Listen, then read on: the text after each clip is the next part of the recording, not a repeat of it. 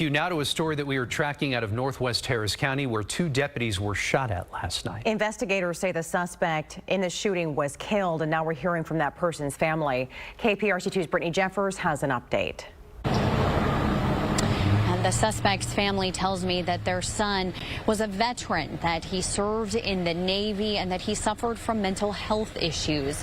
They provided a photo. They say their son was 43-year-old Alan Huracha. Neighbors also shared video leading up to the shooting last night. And as you can imagine, this incident has been very difficult for everyone involved, from law enforcement to family members and neighbors.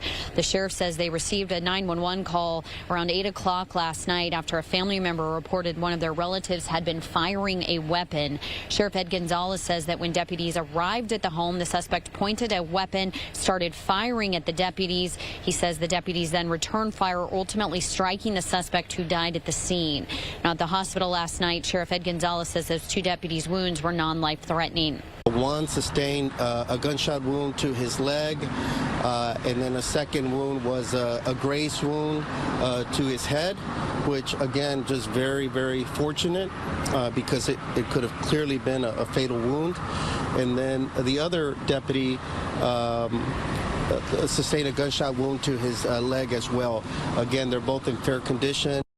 Now, the suspect died at the scene. Again, the family identifying him as Alan Huracha. Now, the family believes that there were some discrepancies over exactly what happened out here last night. But his father, Robert, tells me his son did have a gun and that family members had warned him to not shoot it in the air. My son, I said that one day he saw him, he had a gun. He wanted to practice with his gun. But he told him, hey, don't do that anymore. That can get you in trouble. The next time the police come, he has the right to call the police. And he did. My son called the police. So this is an ongoing investigation. At last check, the deputies were listed in fair condition. I'm Brittany Jeffers, KPRC 2 News.